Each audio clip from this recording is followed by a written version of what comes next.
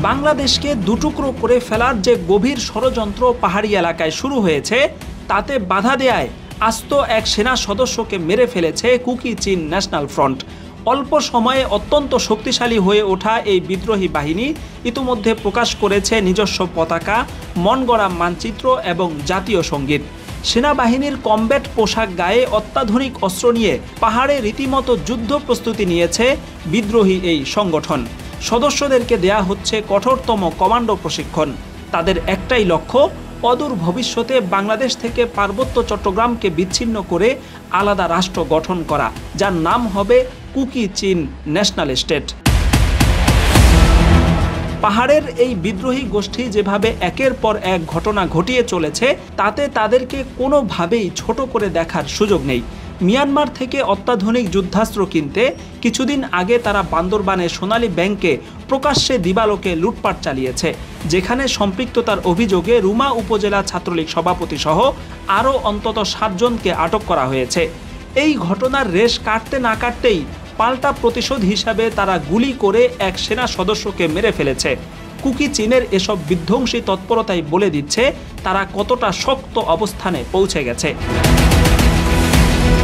বান্দরবানের দুর্গম পাহাড়ি এলাকায় কুকি চিন ন্যাশনাল ফ্রন্টের বিভিন্ন তৎপরতার ভিডিও তাদের ইউটিউব চ্যানেলে নিয়মিত আপলোড করা হয়। কখনো তারা ভারী অস্ত্র ও রসদপত্র নিয়ে সুউচ্চ পাহাড় অতিক্রম করছে, কখনো জীবিত সাপ বিচ্ছু ধরে ধরে খাচ্ছে, কখনো বা সমস্বরে গাইছে নিজেদের জাতীয় সঙ্গীত। কুকি চিন ন্যাশনাল ফ্রন্টের প্রতিষ্ঠাতা ঢাকা বিশ্ববিদ্যালয়ের শিক্ষার্থী নাথান বম, যিনি 2018 সালে সংসদ নির্বাচনে প্রার্থীও হয়েছিলেন। সেনাবাহিনীর সাথেও তার বেশ বোঝাপড়া দেখা গিয়েছিল, কিন্তু অল্প সময়ের মধ্যেই তিনি খোলস ছেড়ে আসল চেহারায় আত্মপ্রকাশ করেছেন। বর্তমানে তার কুকি চিন বাহিনী শুধু পাহাড়ে নয়, সমগ্র বাংলাদেশে মূর্তিমান আতঙ্কে পরিণত হয়েছে। কুকি চিন তাদের মূল ডিমান্ড বা দাবি একটি ভিডিওতে প্রকাশ করেছে। সেখানে রাঙ্গামাটি, খাগড়াছড়ি ও বান্দরবান নিয়ে আলাদা কুকি চিন স্টেট গঠনের তারা দাবি জানিয়েছে। তাদের slogan no full state no rest, অর্থাৎ পৃথক স্টেট প্রতিষ্ঠার আগ পর্যন্ত তাদের কোনো বিশ্রাম নেই।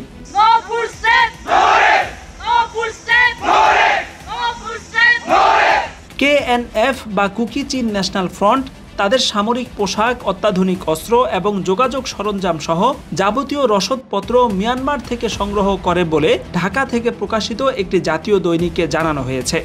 বান্দরবান সীমান্তের ওপারে চীন নামে মিয়ানমারের যে রাজ্যটি রয়েছে সেখানে মূলত চীন ন্যাশনাল আর্মি বা সিএনএ নামে অত্যন্ত শক্তিশালী বিদ্রোহী বাহিনী রয়েছে, যাদের হাতে মিয়ানমারের সেনাবাহিনী এই মুহূর্তে চরমভাবে পরাজিত হচ্ছে। মূলত সীমান্তের ওপারের এরকম কয়েকটি সংগঠনের কাছ থেকে অস্ত্র এবং সামরিক প্রশিক্ষণ পেয়ে থাকে বাংলাদেশের কুকি চিন ন্যাশনাল ফ্রন্ট। বর্তমানে কুকি চিন এতটাই শক্তিশালী অবস্থানে পৌঁছে গেছে যে তারা দিবালোকে ব্যাংক লুট করতে কিংবা সেনা সদস্যকে গুলি করে হত্যা করতেও দ্বিধা করছে না। বিশ্লেষকরা বলছেন, বর্তমানে বিরোধী দল অথবা হেফাজত দমনের পরিবর্তে সরকারের উচিত পাহাড়ে মনোযোগ দেয়া। কারণ সেনা অফিসার হত্যাকারী কুকি চীনের বিদ্রোহীরা যেভাবে পাহাড়ে ঘাপটি মেরে আছে, অতি দ্রুত সাঁড়াশি অভিযানের মাধ্যমে তাদের দমন করা না গেলে অদূর ভবিষ্যতে নৈসর্গিক সৌন্দর্যের পার্বত্য চট্টগ্রাম বাংলাদেশ থেকে বিচ্ছিন্ন হয়ে যাবে।